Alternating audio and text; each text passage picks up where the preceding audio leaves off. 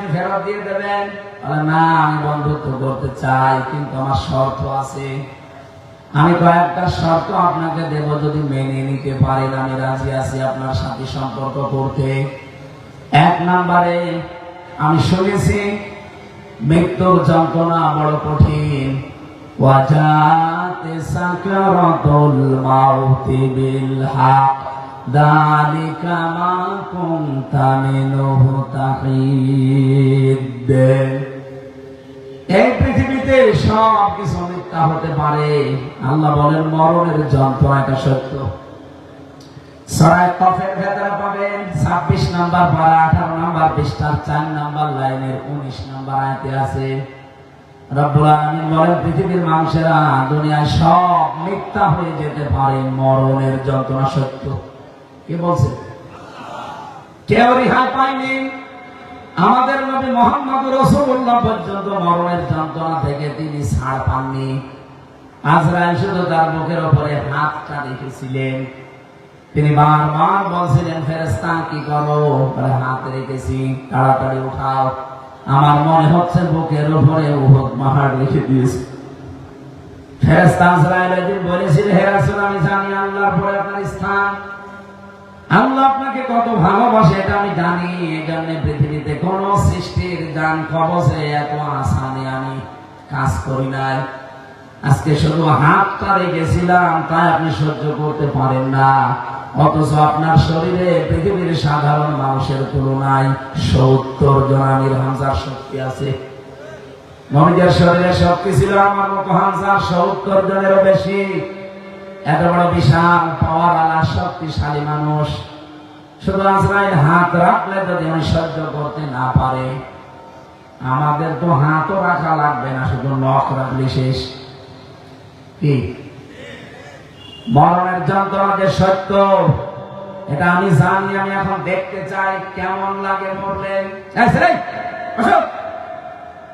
আধা ঘন্টা 1 ঘন্টা 15 ঘন্টা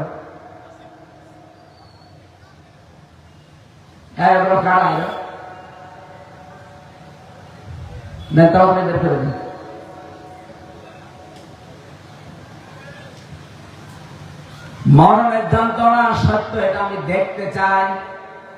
হযরতে আজরাইল বলে, রব্বুল আলামিন নবী বলে মনে করলাম যে ভালো জায়গায় যাচ্ছে, কিন্তু এই লোক তো ভেজাল, মরিয়ে দেখতে চায়।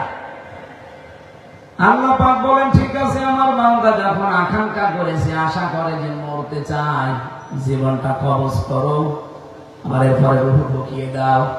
তিনি জান কবজ করে আবার রূহ ঢুকিয়ে দিলেন। তার জীবনী পড়তে গিয়ে তাফসীরে ফি জিলালিল কোরআনে পেয়েছি, মুফাসসির বলেন হযরতে ইদ্রিস উনি যে শখ করে মৃত্যুবরণ করেছিলেন। পৃথিবীর মানুষেরা তোমরা কি জানো হযরতে ইদ্রিসের এই শখের মরণে কেমন কষ্ট হয়েছিল? তিনি যে শখ করে মৃত্যুবরণ করলেন, এই শখের মৃত্যুতে কেমন কষ্ট হয়েছিল তোমরা জানো? একটা জীবিত ছাগলকে চামড়া ছিঁড়ে লবণ দিলে যেমন হয়, ওই রকম কষ্ট পেয়েছিল। আমি নিজে দেখেছিলাম রিমান্ডে। আমার আগে ছাত্র দলের এক ভাই চট্টগ্রাম বাড়ি, আমার পাশাপাশি থাকতো। আয়না ঘরে যে ডিবি অফিসের নিচতলায়, ওনারে আমার আগে নিয়ে গেল রিমান্ডে। আমার আগে নিয়েই তারে চেয়ারে বসিয়েছে। আমি আসার পরে আমার বলছিলেন যে আমার এই করছিল, আপনি তো রহমান লোকটা এখন মনে হয় সে থেকে বের হয়েছে কিনা আমি জানি না, বের হয়ে গেছে। এরকম চেয়ারে বসে 2টা হাত ক্লিপ দিয়ে আটকিয়ে দেয়, পা 2টা ক্লিপ দিয়ে আটকিয়ে দেয়। এই যে মাথাটা, এর সাথে একটা রাবার আছে, এটা আটক করে দেয়। চোখ কালো কাপড় দিয়ে বেঁধে দেয়। ওদের হাতে এমন মেশিন আছে, মেশিনটা নিয়ে শুধু এই হাতের কাছে পায়ের কাছে ধরে। আমি নিজে মেশিন দেখেছিলাম, কিন্তু আমার নখ তো একটা চাপ দিয়েছিলাম আমার এই যে নখে। এই যে প্রায় 3.5 বছর হয়ে গেল, এখনো পর্যন্ত নখটা ভালো হয়নি। ওই যে চাপ এখনো পর্যন্ত কালো হয়ে আছে। আর ভালো হবে না, মরে গেছে তো নখটা। আমার মেশিন নিয়ে বলছে আমরা শুধু হাতের কাছে এভাবে রাখি, একটা টিপ দেয়, এক টিপে সবগুলো আঙ্গুলের নখ যা আছে, পায়ের নখ আছে, একবারে খুলে চলে আসে। ওই আতিক ভাইকে এটাই করেছিল। ওরানে নিয়ে শুধুমাত্র এভাবে একটা টিপ দিয়েছে, নখগুলো সব একবারে খুলে চলে গেছে। নখ খুলে গেলেও তো ছেড়ে দিলে হয় না, এই যে হাত তো বাঁধা, পা বাঁধা, এর উপরে এই যে মোল্লা শর্ট আছে, মিহি লবণ, ওই পাতলা মিহি লবণ ছিটিয়ে দেয়।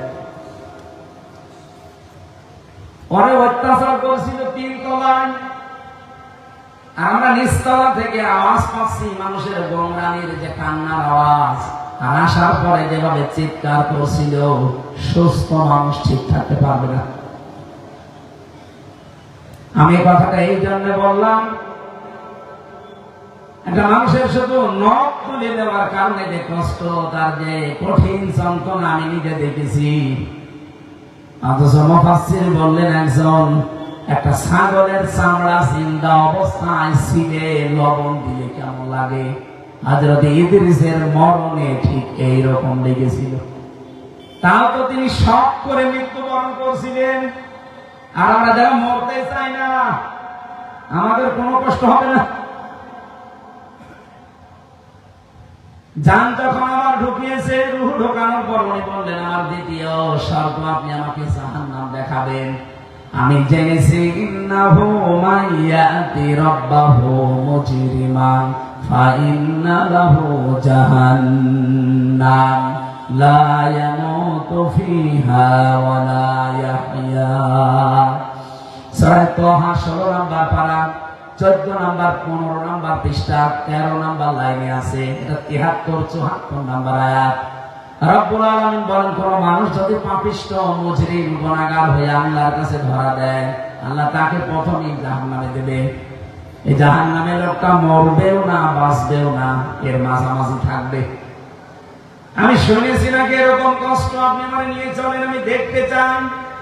জাহান্নামে প্রবেশ করি, আবার ঘোরাফেরা করে নিয়ে আসলে 3 নাম্বার শব্দ কি? জান্নাত দেখতে চাই।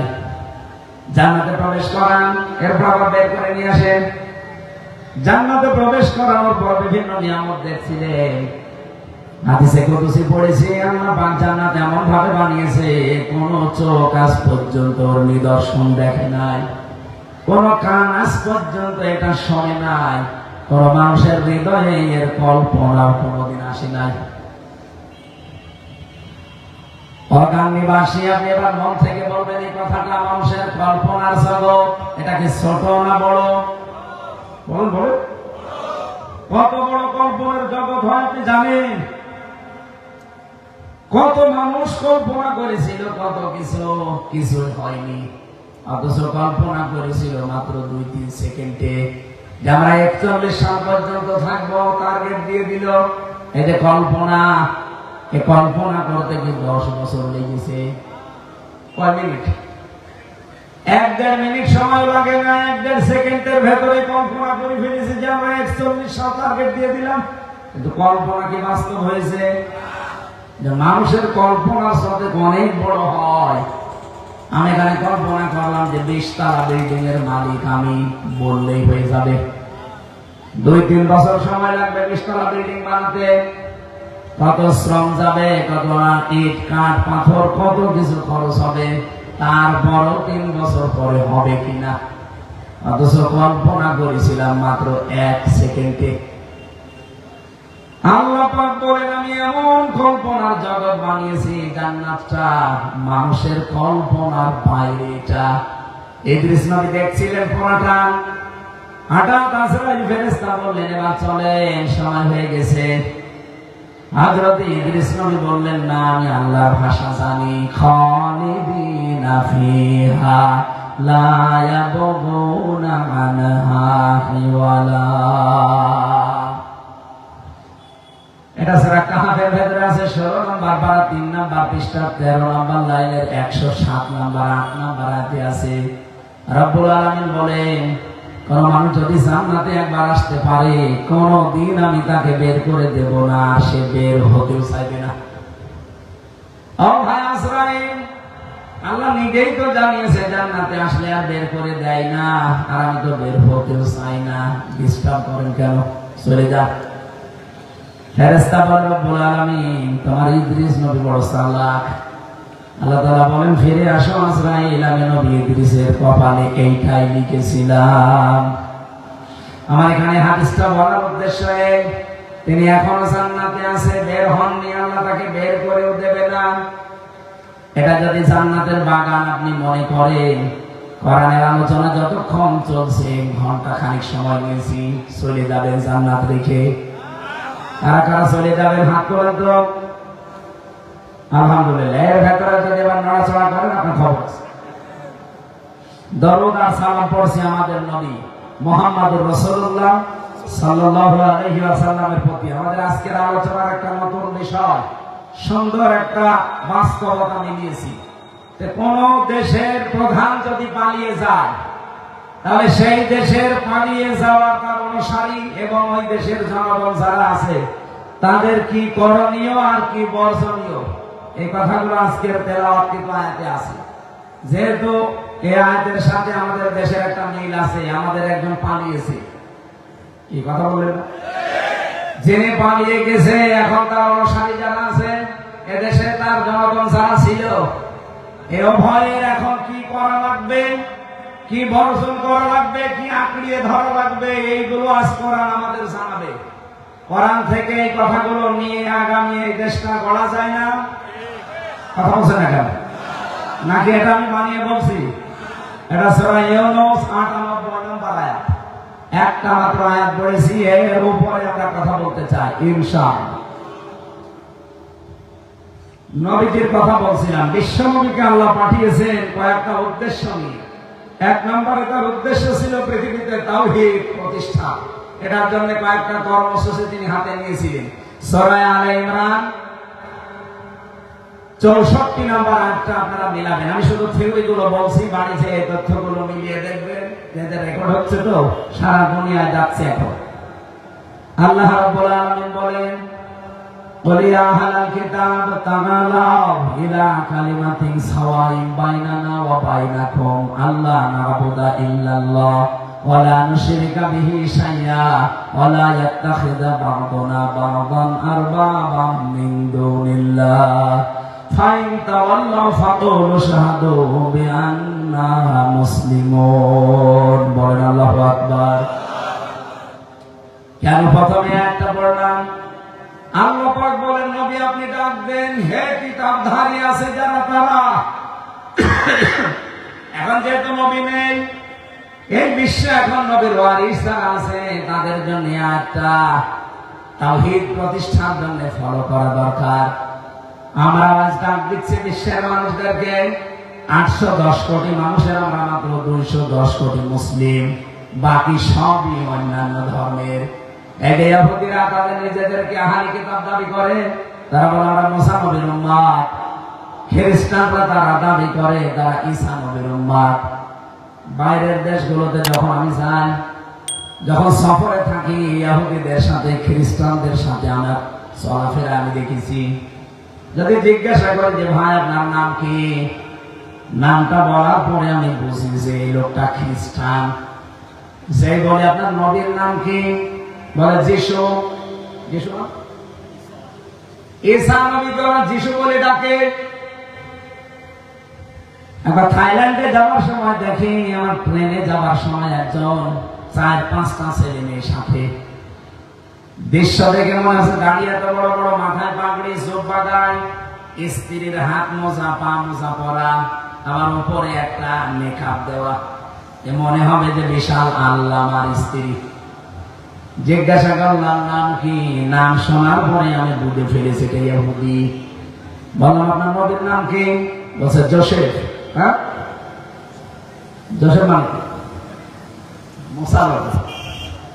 আর হযরত মুসা আলাইহিস সালামকে যোসেফ বলে ডাকে। ইহুদিদের ভেতরে একজন আলেম, ছেলে মেয়ে হয়েছে প্রায় ৬-৭টা, আর স্ত্রীর ২ কোলে ২টা, বুকে একটা, পেটেও মনে হয় আছে কিনা জানি না, ওর হাতে একটা, ওর কাঁধে একটা, ৪-৫টা। ওরা চায় পৃথিবীতে যেহেতু ইহুদিদের সংখ্যা কম, এজন্য ছেলে মেয়ে বেশি নিয়ে মুসলমানদেরকে ওরা ছাড়িয়ে যাবে। মুসলমানদের সাথে পারবে? কথা বলছেন কেন? 210 কোটি যদি এখন জন্ম দেওয়া শুরু করে, আর ওরা মাত্র পৃথিবীতে 80 লাখ, 1 কোটিও না।